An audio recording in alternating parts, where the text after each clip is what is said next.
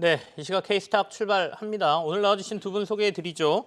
하이투자증권 디지털 마케팅부의 이권희 멘토 그리고 리서치 아름의 고윤기 멘토가 함께하겠습니다. 어서 오십시오. 네, 안녕하세요. 첫 번째 이슈부터 확인하면서 들어가겠습니다. 약세장 속에 2차 전지 선방하고 있다. 아까 에코프로비엠 제가 잠깐 말씀드렸죠. 증권가에서 좀 호평이 나오고 있고요. 최근에는 삼성 SDI의 밸류 체인을 좀 주목하자라는 얘기도 좀 나옵니다. 포스코 케미칼하고 40조 원 규모의 이제 재료 부품 계약을 맺고 난 다음에 뭔가 더 큰 수주가 있거나 앞으로 들어갈 게 많으니까 삼성 SDI 쪽에서 이렇게 대규모 수주를 한 거 아니냐, 계약을 한 거 아니냐 이런 얘기가 나오고 있는 것이죠. 같이 좀 얘기를 해보겠습니다. 이권희 멘토부터 하실까요? 네. 일단 뭐 오늘 에코프로비엠이 이제 뭐 매출이 5조 돌파했다는 얘기가 나오면서 뭐 급등을 했다라고 지금 뉴스에 나와 있는데 사실은 5조를 넘긴다는 건 다 알고 있었던 사실이고 네. 사실 뭐 실적은 대부분 예측을 했었던 부분이기 때문에 이제 지나고 나서 보니까 작년에 1조를 돌파한 지 1년 만에 5조를 돌파했기 때문에 거의 뭐 사실은 한 4배 가까이 이제 성장을 한 걸로 보시면 될 것 같은데 근데 앞으로도 이제 사실은 뭐 2030년까지 증설을 지금 현재 수준에서 한 5.5배 정도 더 늘린다라고 얘기를 하고 있기 때문에 이쪽 분야에 대한 성장성은 여전하다라고 보시면 되고요. 최근에 에코프로비엠이 이제 오히려 삼성 SDI와 포스코 케미칼의 이제 그 대규모 공급 계약 체결 이후에 피해주로 분류되면서 급락했던 모습을 보였던 거와 또 상반되게 시장은 또 급상승을 또 주고 있는 상황인데 네. 사실은 이제 에코프로비엠 같은 경우는 지금 현재 삼성 SDI랑은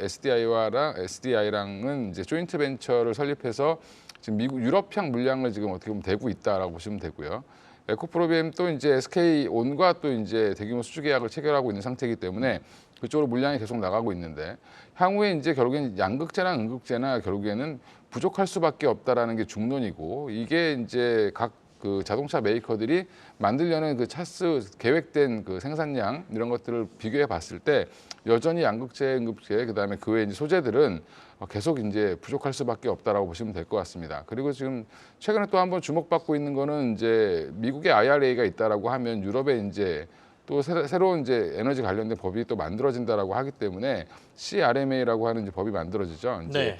핵심 원자재법 관련된 건데 이거 관련해서 또 오늘 또 이제 어떻게 보면 폐배터리 활용, 유럽에 이제 부전 자원이 많이 부족하기 때문에 폐배터리 활용 쪽으로 가게 될 가능성이 높다. 뭐 그 필수 항목으로 폐배터리를 이용한 소재를 좀 쓰게 이제 만들 거다라는 그런 얘기도 나오고 있어서 관련 종목들도 좀 다시 한번 들썩이는 그런 모습을 좀 보이고 있습니다. 그래서 전반적으로 지금 이제 시장이 뭐 사실은 어떤 방향성을 잡기 좀 애매할 때는 2차 전지 쪽으로 좀 방향을 선회하는 그런 모습을 좀 보이고 있다라고 생각하고 있습니다.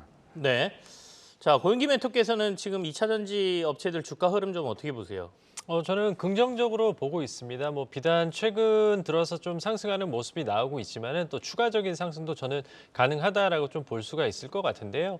물론 완성차 업체 입장에서는 지금 테슬라가 이제 그 가격을 인하하면서 수익성에 대한 그런 부분에 대한 우려감은 있기는 하지만 일단은 그 소재 쪽 같은 경우에는 지속적으로 물량이 지금 확대되고 있는 그런 부분이기 때문에 향후에도 수익성 문제는 불거질 수는 있겠지만은 볼륨 자체가 커진다는 측면에서는 여전히 긍정적으로 볼 수 있을 것 같습니다. 최근에 삼성 SDI가 그동안 좀 저평가받았던 이유 중에 하나가 바로 보수적인 투자 계획과 관련된 이슈였는데 최근 들어서는 포스코 케미칼의 대규모 투자를 단행하면서 그러한 모습이 조금 탈바꿈된다라는 게 좀 특징으로 좀 뽑을 수가 있을 것 같습니다. 네. 다만 이제 완성차 업체로 놓고 본다면 최근에 이제 현대차가 컨퍼런스 콜에서 얘기를 했던 부분이 뭐냐면 전기차 리스 비중이 지금 5% 미만이라고 합니다. 근데 이러한 비중을 30%까지 올리겠다. 그래서 전기차의 어떤 점유율을 올리겠다라는 그 컨퍼런스 콜에서 언급을 했었는데요. 그렇지만 최근에 테슬라가 리스 요금을 하락하겠다라고 낮추겠다라고 공급을 하면서 현대차의 이런 전략이 조금은 무산될 여지가 지금 높은 상황입니다. 테슬라 모델 3의 리스 요금이 지금 현대차 전용 전기차인 아이오닉 5보다 지금 60% 정도 지금 저렴한 부분이기 때문에 이러한 그 현대차가 지금 컨퍼런스 콜에서 제시한 전략이 유지가 될지가 일단은 좀 관건이라고 좀 볼 수가 있을 것 같습니다. 그리고 이제 완성차 같은 경우에 아무래도 현대차가 견조한 그 실적을 발표를 했지만 환율적인 부분 때문에 좀 견조한 실적을 발표를 했는데요. 향후에 이제 수요가 둔화될 수 우려감 그리고 인센티브 판매에 따른 인센티브 증가가 얼만큼 수익성을 방어할지가 일단 관건이라고 볼 수 있을 것 같습니다. 그렇기 때문에 완성차에 대해서는 약간은 그 투자 전략이 전기차, 2차 전지 배터리랑은 조금 다른 전략으로 조금 접근하실 필요가 있을 것 같고요. 에코프로비엠 그리고 LNF와 같은 양극재 업체들에 대해서는 지속적인 성장은 가능하다 이렇게 네. 정리하도록 하겠습니다. 알겠습니다. 2차 전지 얘기하시면서 이제 완성차 얘기도 좀 꺼내주셨는데요. 안 그래도 저희가 완성차 얘기를 좀 해야 됩니다. 이건희 멘토께서는 현대차가 유럽에서 점유율이 굉장히 높아졌다라는 뉴스가 좀 들려왔죠. 긍정적으로 볼 수도 있겠습니다만은 이제 유럽도 아까 얘기하신 것처럼 미국의 IRA와 비슷한 법안을 뭐 통과시켰다는 얘기가 나오고요. 불확실한 요소들이 좀 남아 있습니다. 완성차는 저희가 좀 어떻게 볼까요? 뭐 당분간 완성차들은 이제 경쟁이 심화될 수밖에 없는 구간에 들어갔다라고 보시면 되고요. 어떻게 이제 어찌 보면 이제 빠르게 선점을 누가 하느냐 이 싸움에 이제 들어갔는데 전기차 시장이 특히 더 이제 그런 모습을 좀 보여주고 있고요. 근데 이제 또 안 좋게 보면 또 되게 안 좋게 볼 수 있지만 현대차 입장 보면 뭐 GV70 같은 경우 지금 미국에서는 이제 혜택을 받는다라고 얘기하고 있고 연내 이제 생산하겠다 상반기 내로 미국에서 조립해서 이제 판매하는 걸로 해서 지금 보조금을 받을 가능성이 높아졌다라고 보시면 되고 그리고 이제 그런 뉴스 말고도 이제 아이오닉 6 관련돼서도 얘기가 여러 가지가 나오고 있는데 그 아이오닉 6도 지금 최근에 이제 미국에서 성능 테스트 했을 때 뭐 1회 충전해서 달릴 수 있는 거리가 뭐 570km 이상 달리는 걸로 나왔는데 그게 사실은 테슬라보다 오히려 더 한 단계 위로 좀 나왔습니다. 그래서 그 네. 부분은 뭐 여러 가지 이제 기술적인 부분도 있고 뭐 판매적인 마케팅적인 부분도 여러 가지가 있겠지만 지금 현재 현대차가 최근 코로나 이후에 다시 한번 미국 시장이라든지 유럽 시장에서 네임밸류를 많이 올렸다라는 부분에서는 저는 긍정적으로 보고 있고요. 지금 당연히 이제 경쟁을 할 수밖에 없는 여러 상황이 몰려 있지만 현대차가 그 부분을 잘 극복해낼 거라고 저는 개인적으로 생각을 하고 있어서 지금은 뭐 여러 가지를 떠나서라도 펀더멘탈 상이라든지 지금 현재의 이제 실적만 나오고 만약에 이제 뭐 한 단계 전기차가 좀 많이 팔린다는 뉴스만 나오게 된다라고 하면 네. 전기차 시장 내 점유율을 좀 확대하는 과정에서 충분히 이제 현대차의 능력을 보여준다라고 하면 뭐 주가는 한 번 더 여기서 올라갈 가능성은 충분히 있다라고 생각하고 있습니다. 현대차가 이제 15만 원에서 17만 원 중반대까지 주가가 좀 올라 있는 상태죠. 그때 이제 15만 원대쯤 갔을 때 이제 이건희 멘토께서 현대차 좀 볼만하다라고 말씀하셨는데 지금도 그러면 매수의 관점으로 봅니까? 아니면 이 단계에서는 좀 짧게 보고 수익을 실현하는 게 낫습니까? 기술적으로 보면 지금 이제 뭐 121선에 한번 걸리는 자리였고요. 한번 네. 걸렸다가 지금 돌파 시도 후에 다시 한번 조정이 나왔다고 보시면 되고 다시 한번 이제 뚫으려고 시도를 하고 있는 상황인데 뭐 전체 시장이 지금 좀 가라앉는 좀 쉬어가는 장세이기 때문에 같이 좀 동반해서 좀 쉬어간다라고 생각하시면 될 것 같고요. 네. 저는 지금도 충분히 매수 관점으로 보시고 오히려 한 20만 원까지는 충분히 슈팅 가능하다라고 생각하고 있습니다. 여기서 조금 더 봐도 되겠다 이런 말씀이십니다. 어쨌든 2차 전지는 조금 약간 오늘 주가 흐름이 뭐 갈리고는 있는데요. 좋은 종목들은 좀 강하게 움직이고 있고 LG 에너지 솔루션이라든지 또 반대편은 또 약간 약세를 보이고는 있지만 최근에 다시 반등의 기조를 좀 보이려고 시장 분위기가 좀 이어지고 있다 이렇게 볼 수도 있겠습니다. 에코프로비엠은 뭐 연초에 수주의 가능성이 있다라는 보고서들도 나오고 있으니까요. 한번 같이 지켜보시죠. 다음 이슈로 넘어가겠습니다. 주말 사이에 이제 금융당국이 국내 애플페이 서비스를 허용해 주겠다라는 얘기가 언론을 통해서 나왔습니다. 그렇다 보니까 계속 시장에서는 이 애플페이에 대한 기대감이 좀 있었지 않습니까? 뭐 카드사 한 곳에서만 단독으로 나온다라는 얘기가 있다가 다 열어주겠다 뭐 이런 얘기로 좀 바뀐 것 같기도 하는데요. 시장의 기대감 그리고 여기와 관련된 투자는 또 저희가 전략을 어떻게 짜야 되는지 한번 얘기해 보죠. 고용기 멘토부터 하실까요? 네, 일단 애플페이 작년부터 말이 무성했던 애플페이가 이제 본격적으로 3월 정도로 지금 출시될 것으로 지금 전망이 되고 있습니다. 아무래도 이제 갤럭시 핸드폰 쓰신 분들은 삼성페이를 쓰시고 아이폰 쓰신 분들은 나도 삼성페이처럼 좀 편하게 쓰고 싶은데 하셨던 분들이 많으실 텐데요.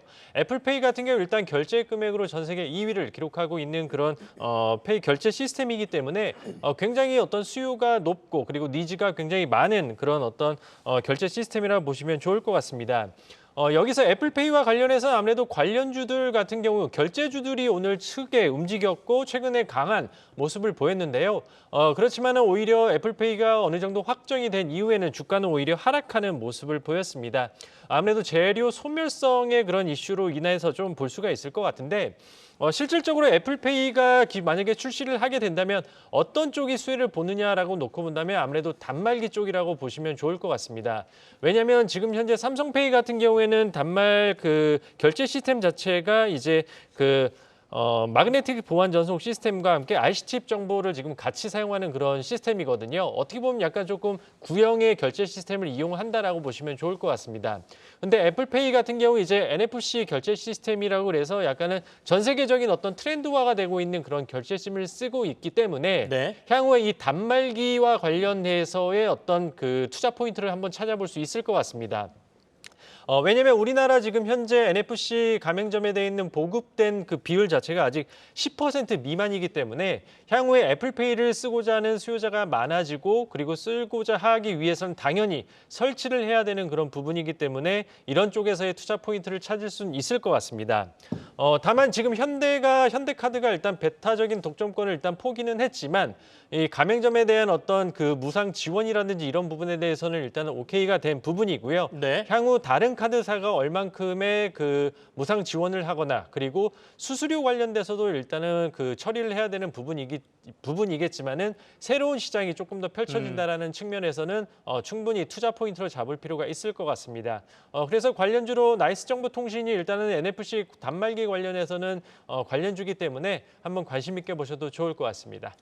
결국에는 기존의 카드 단말기 말고 NFC 단말기를 또 달거나 그 카드 단말기에 뭔가 보조적으로 기술적으로 추가가 돼야 된다 이런 말씀이시지 않습니까?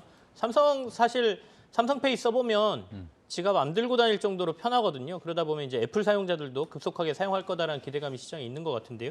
이건희 멘토께서는 어떻게 보세요? 이미 선반영이 좀 된 겁니까? 아니면 시장이 열린다 그러면 여기서 주가들이 조금 더 갈까요?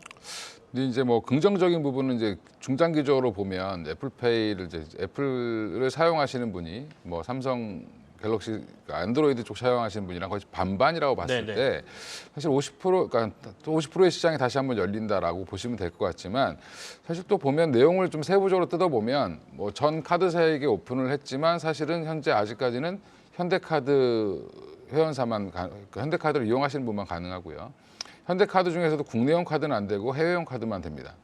또 이제 또 넘어야 될 벽은 보통 카드사들이 이제 수수료를 한 0.5에서 1.5% 정도 가맹점에 따라 다르긴 한데 최소한 0.5%에서 1.5% 정도의 수수료를 받는데 그 중에서 이제 한 0.15% 정도를 보통 이제 애플에다가 지급을 해야 되기 때문에 과연 이제 이 카드사들이 이 시장에 뛰어들 거냐 말 거냐도 여전히 좀 지켜보실 필요가 있고요.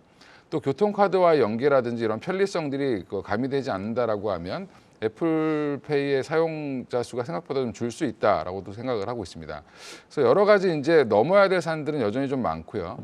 그 안에서 이제 아까 이제 그 멘토님이 말씀하신 것처럼 단말기의 수요 이제 특히 이제 영업점의 단말기 수요죠. 지금 현재는 주로 이제 주요 백화점이라든지 그다음에 NFC 단말기를 다 갖고 있는 데는 주요 백화점 그 외에 이제 편의점 그다음에 이제 그 큰 기업들 위주로 이제 되어 있다라고 보시면 될 것 같은데 뭐 물론 사용하시는데 불편함은 없지만 삼성페이처럼 뭐 식당에 가서 사용을 한다든지 이런 경우는 굉장히 제한적일 수밖에 없다라고 보시면 될 것 같습니다. 기존에 MST 방식 이제 특히 이제 삼성페이가 왜 MST 방식을 이제 마그네틱 보안 전송 방식을 왜 썼냐라는 게 중요한데 이게 사실은 NFC 단말기를 다 달기가 어렵기 때문에 기존에 이제 영업점 이제 가맹점들이 이런 것들을 자기 비용으로 달기가 어렵기 때문에 기존 단말기도 활용하기 위한 방법이었다고 생각하시면 사실은 거꾸로 생각하면 애플페이를 쓰시는 분들은 여전히 사용해도 불편한 점이 많고 지금 당장 현대카드를 가입을 해야 되고 네. 뭐 이런 부분들 때문에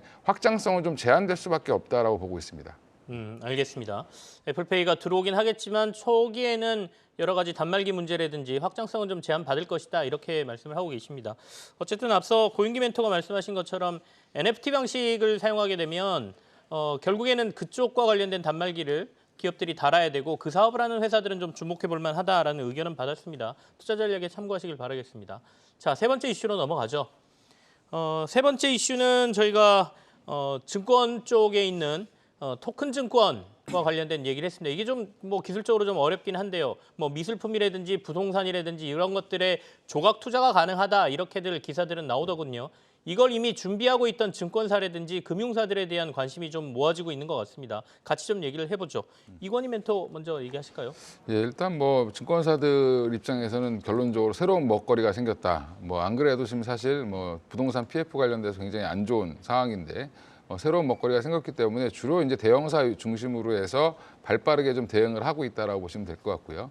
뭔가 이제 제도가 확실하게 만들어지기 전에 선점하려고 하는 모습들을 좀 보여주고 있다라고 보시면 되고 가장 선두에 있는 건 어떻게 보면 KB증권 정도로 보시면 될 것 같고요. 네. 그다음으로 뭐 신한투자증권이라든지 키움 뭐 대신 이 정도가 이제 가장 강력하게 지금 여러 가지 일들을 지금 진행하고 있는 상황인데 뭐 STO 시장 자체가 얼마나 커질 수 있느냐가 사실은 관건일 것 같고요.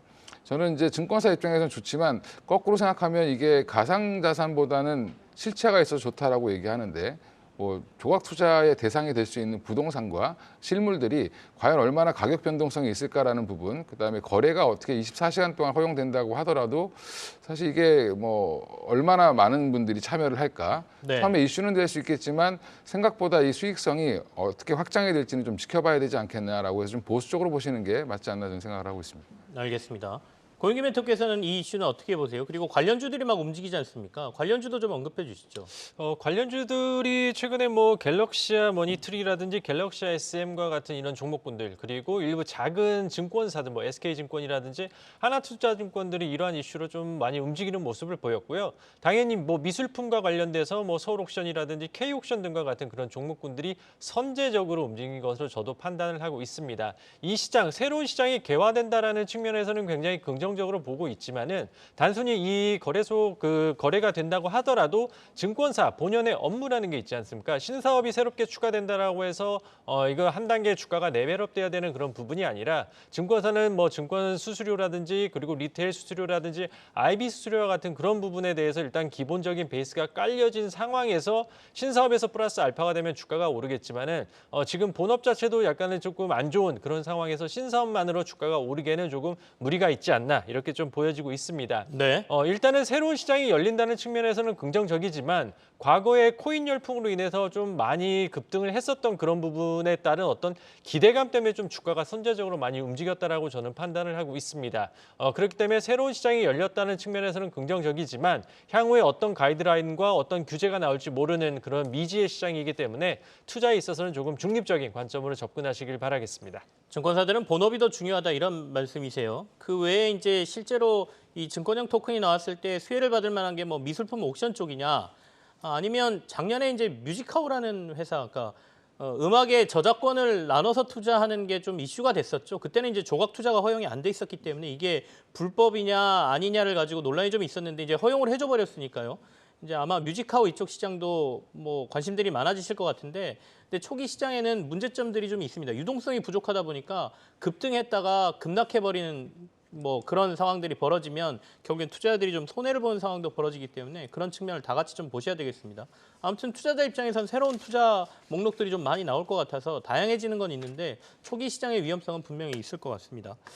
자, 그 다음으로 넘어가죠. 게임주 얘기 오랜만에 좀 해보겠습니다. 희비가 좀 엇갈리고 있다.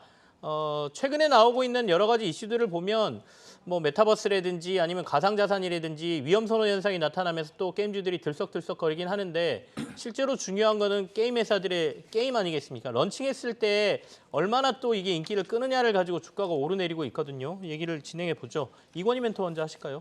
일단 뭐 위메이드가 이렇게 결국엔 뭐 P2E라는 거를 뭐 던진 다음에 시장이 한번 난리가 났다가 다시 한번 그것 때문에 또 폭락을 했다가 다시 또 올라오는 그런 모습인데 사실은 P2E를 접목시킨 우리나라에서는 이제 출시를 못하지만 해외에서는 여러 가지 이제 그 동접자 수가 10만 명을 돌파했다라는 소식이 나오면서 주가가 다시 바닥에서 좀 올라오고 있는 모습을 보이고 있고요. 글로벌 운영 서버도 한 14개에서 뭐 26개까지 확대를 하겠다는 얘기가 나오고 있는데 결국엔 지금 위메이드에 대한 불씨는 뭐냐면 그 기존에 발행했던 코인 숫자라든지 이런 것들이 공표된 것보다 너무 많지 않냐 뭐 이런 여러 가지 좀 문제점도 여전히 있습니다. 제 대표이사 여전히 뭐 본인들이 이제 얼마를 사겠다 뭐 이렇게 좀 얘기를 하면서 네. 지금 그걸 달래고 시장을 좀 달래고 있는 상황이긴 한데 다행인 건 그나마 이제 이 회사 입장에서는 글로벌 버전 관련해서 뭐 여러 이제 나라에 진출이 되어 있는데 아시아에 한 8개, 남미에 한 4개, 북미에 1개, 유럽에 1개에서 총 14개 서버를 지금 서비스를 지금 하고 있어서 이제 현재는 한 26개까지 늘린 상황인데 관련해서 지금 뭐 이 게임 자체가 흥행을 해야 사실은 뭐 P2E가 되든 뭐가 되든 할 텐데 흥행을 하고 있다는 부분. 그래서 이제 그 안에서 이제 쓸 수 있는 드론이라든지 도구마 이런 것들을 활용해서 다시 위믹스로 이제 위믹스 달러로 바꿀 수 있다라는 그런 여러 가지 장점들 때문에 해외 시장에서 특히 좀 인기가 있다라고 좀 얘기를 하고 있습니다. 근데 이 부분은 여전히 좀 저는 좀 확인을 좀 해보셔야 될 것 같고요. 그러면 이제 글로벌 게임사들이 엄청나게 잘 벌고 있는 게임사들, 대형사들이 왜 이런 시장에 이렇게 뛰어들지 않느냐라는 부분, 이런 부분들도 좀 확인해 보실 필요가 있고요. 저는 개인적으로는 약간 좀 보수적으로 게임 자체를 가지고 실적을 내는 거는 인정을 하겠지만 네. 뭐 P2E로 다시 이게 확장성이 있다라고 보기에는 조금 좀 무리가 있지 않나 이렇게 생각을 하고 있습니다. 1월 말에 정부에서는 P2E에 대한 허용을 하지 않겠다라는 방침을 좀 얘기를 했죠. 이거는 뭐 게임업계 쪽에서 요구하고는 좀 다른 방향인데 아무래도 사행성 부분을 조금 더 고민을 하고 있는 것 같은데요. 고윤기 멘토께서는 요즘 게임주 전반적인 흐름 그리고 게임주에 대한 전략을 어떻게 지시하고 계세요? 게임주는 전형적인 어떤 신작 기대감이 높은 그런 업종이라 볼 수가 있는데 근래 들어서 게임주가 올랐던 부분은 첫 번째 중국 판호 관련된 이슈와 두 번째는 제가 봤을 때는 시장이 한 단계 레벨업을 하니까 거기에 맞춰서 그냥 키 맞추기로 올라왔다라고 볼 수 있을 것 같습니다. 가령 말씀하셨던 위메이드 같은 경우도 뭐 앞서 말씀하신 대로 여러 가지 코인 관련된 이슈가 되면서 24만 원까지 갔던 주가였거든요. 그러다 10배 그 10분의 1 토막 정도 12월 달에 28,000원을 찍고 나서 최근 들어서 반등이 나오고 있는 부분이기 때문에 단순히 게임의 흥행 때문에 올랐다라고 보기에는 조금 어려운 부분이고 오히려 네. 시장이 반등에 따라서 키 맞추기로 올라왔다라고 볼 수 있을 것 같습니다. 게임업계 같은 경우는 지금 확률형 아이템 규제에 따른 정보 공개에 대한 법안도 지금 현재 계류돼 있는 그런 부분이기 때문에 향후 게임사 입장에서는 그렇게 썩 녹록치는 않은 부분이고요. 다만 게임주에서 그나마 올해 기대될 수 있는 부분은 바로 네오위즈를 들 수가 있을 것 같습니다. 네오위즈 같은 경우에 작년 게임스컴에서 이제 사관왕을 달성한 피해 거짓이라는 이제 콘솔 게임을 출시를 앞두고 있기 때문에 뭐 기존의 엄청난 대작이라고 할 수 있는 엘든링의 판매량까지는 아니더라도 일단 어느 정도 콘솔 시장에서의 어떤 그 한국 게임의 어떤 가능성을 보여준다면 한 단계 레벨업할 수 있는 부분이다라고 볼 수 있을 것 같습니다.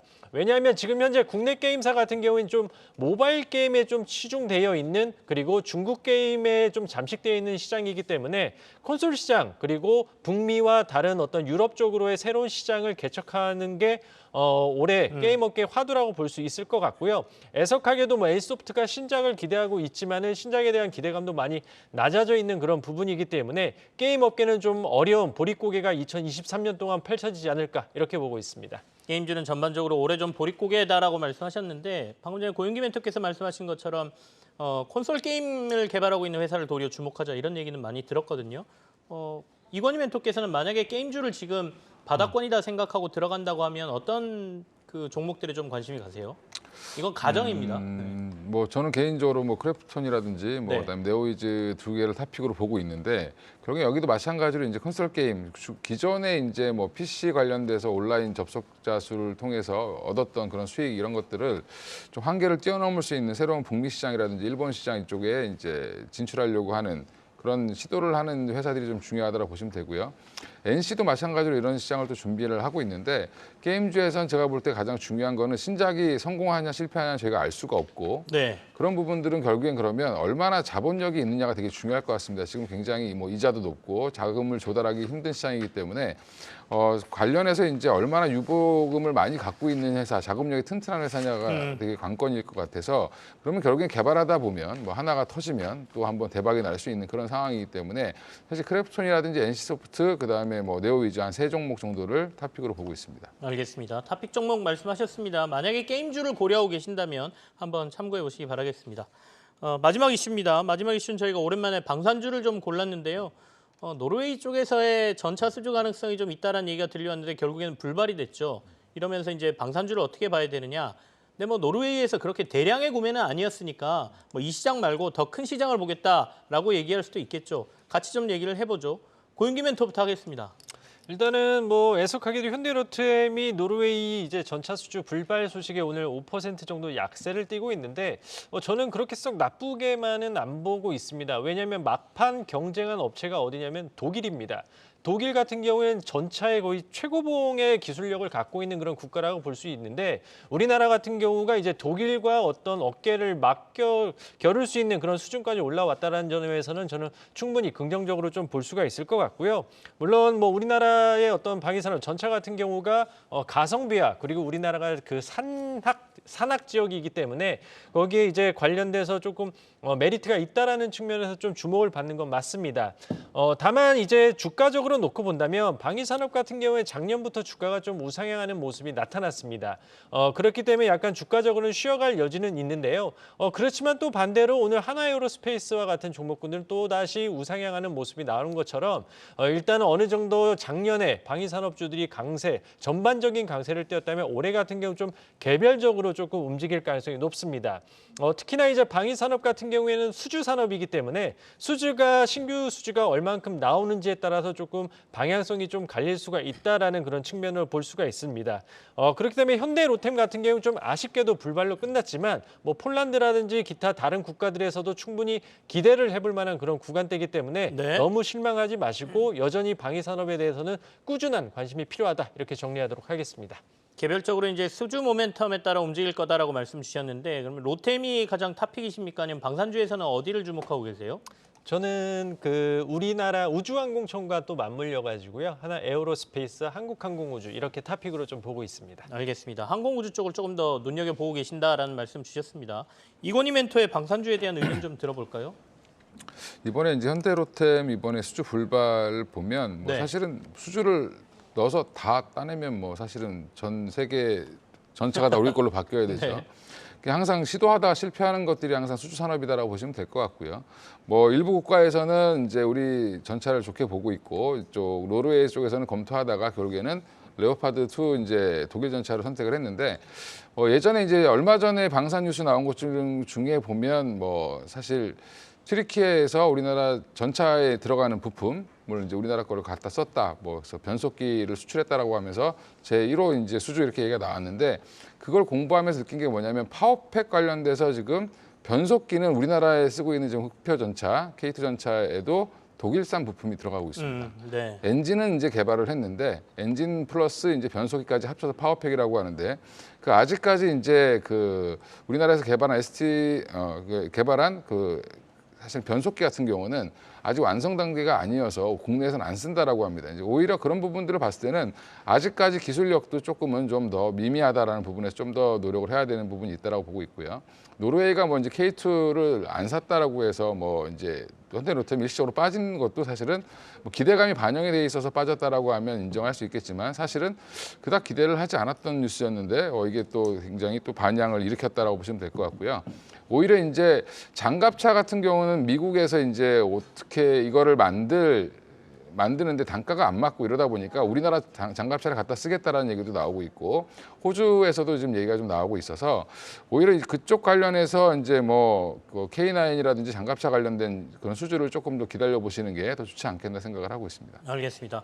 이건희 멘토께서는 방산주 중에 탑픽은 어떤 걸로 보고 계세요? 지금 뭐 사실은 하나그룹 쪽이 여전히 방산에 집중하고 있는 상황이기 때문에 하나 네. 에어로스페이스를 가장 탑픽으로 보는 거는 뭐 여러 가지 면에서 맞는 것 같고요. 아까 이제 말씀하신 것처럼 뭐 우주항공이랑도 같이 연결돼 있기 때문에 플러스 알파의 요인이 더 있다라고 봤을 때는 하나 에어로스페이스가 맞을 것 같고요.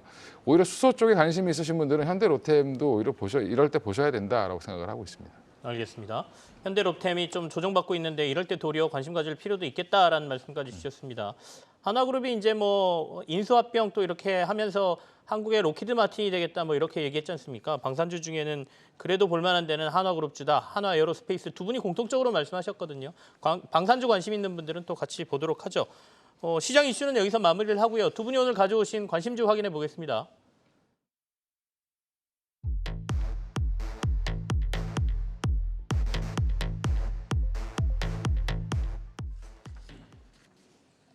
네, 먼저 이건희 멘토 오늘 가져오신 종목이 원준입니다.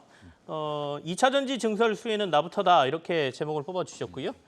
그리고 고윤기 멘토께서는 바이오 플러스, 중진출 본격화 그리고 리오프닝 수혜를 기대한다 이렇게 말씀 주셨습니다. 원준부터 들어볼까요?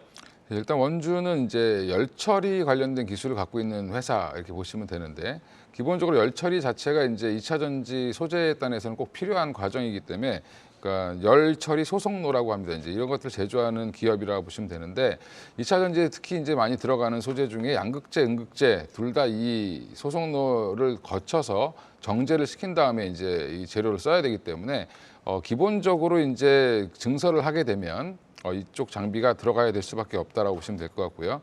기존에 이제 레퍼런스를 보면 사실은 이제 포스코 케미칼이라든지 에코프로비엠, 구 이제 LG 화학이죠. LG 화학 쪽에도 지금 납품을 했던 이력이 있고 대주전자재료 같은 회사에도 납품했던 기록이 있습니다. 그러면 이제 이런 레퍼런스를 보유하고 있는 회사이기 때문에 이번에 이제 포스코 케미칼과 삼성 SDI의 이제 전략적인 계약이라든지 이번 40조 관련된 대규모 계약을 통해서 결국엔 증설은 계속 이어질 수밖에 없다라고 보시면 될 것 같고요. 네. 특히 이제 포스코 케미칼이 뭐 북미 쪽으로 증설을 할 때 뭐 원준의 이 장비가 더 들어갈 가능성은 높아졌다라고 보시면 될 것 같고 그러면 이제 올해부터 이제 이게 그동안 LG 에너지솔루션 뭐 그다음에 뭐 삼성 SDI, 포스코 케미칼 여러 회사들이 증설 얘기를 계속하고 있는데 증설할 때 결국엔 장비들이 여러 가지가 들어가겠죠. 물론 이제 장비주들이 왜 못 갔냐라고 하면 아직 공정이 삼성 반도체처럼 정형화되어 있지 않기 때문에 어떤 장비는 정형화되어 있고 어떤 장비는 아직은 뭐 여러 공정 개선 과정에 있기 때문에 그럴 수도 있는데 원주는 아주 기초적인 공정을 하기 때문에 이 공정은 꼭 필수 공정이다라고 보시면 될 것 같습니다. 주가도 많이 빠져 있어서 여러 가지 오버행 이슈라든지 그동안의 수주 공백 이런 것들 때문에 많이 빠져 있기 때문에 충분히 다시 한번 봐야 될 자리가 아닌가 이렇게 생각을 하고 있습니다. 원준에 대한 얘기를 들었습니다. 아무래도 장비와 관련된 2차 전지 장비와 관련된 기업들에 저희가 관심을 두자라고 말씀하셨는데 원준 한번 관심 있게 보자라고 말씀 주셨습니다. 바이오 플러스 얘기 듣겠습니다. 네, 바이오 플러스는 뭐 우리가 알고 있듯이 이제 필러 관련된 회사라고 보시면 좋을 것 같은데요.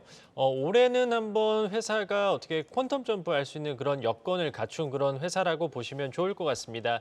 앞서 말씀드린 것처럼 이제 필러 같은 경우에는 중국 시장에 대한 어떤 기대감이 굉장히 높은 업체라고 좀 볼 수가 있을 것 같은데 바이오 플러스는 작년 7월 달에 중국 하이난 지역의 특별 수입 허가를 획득을 했고 그리고 네. 9월 달에는 미국 성형 프랜차이즈를 보유한 쯔밍그룹과 지금 300억 규모의 계약을 체결했기 때문에 중국 진출을 공식화했습니다. 이제는 공식화를 했기 때문에 이제 판매를 하면 그런 상황이고요. 당연히 이제 그 신규 지역에 대해서는 이제 남미라든지 그리고 중동 지역 쪽의 어떤 신규 진출에 대한 모멘텀까지 올해는 충분히 갖춰져 있는 그런 상황이라고 볼 수 있을 것 같습니다. 향후에 더욱더 시장이 커질 거라는 어떤 회사의 자신감이라고 해야 될까요? 1,000억 규모의 증설까지도 지금 확정이 된 부분이기 때문에 2024년에 완료될 경우에는 캐파 자체가 10배 가까이 성장할 것으로 지금 전망이 되고 있습니다. 그동안 이제 코로나19로 인해서 약간 조금 주가가 흐름이 좀 횡보하는 그런 모습이 나타났는데요. 올해는 이제 실질적인 수주와 함께 주가가 한 단계 레벨업할 수 있는 여건을 갖춘 바이오 플러스이기 때문에 한번 관심 있게 보시면 좋을 것 같습니다. 네. 그래서 목표가는 일단 9,400원 정도 제시해드리고요. 손절가는 7,400원 제시해드리도록 하겠습니다. 알겠습니다. 목표가 9,400원에 손절가 7,400원 바이오 플러스 제시해 주셨습니다. 두 분과는 여기서 인사 나누죠. 고윤기 멘토 그리고 이건희 멘토와 함께했습니다. 감사합니다.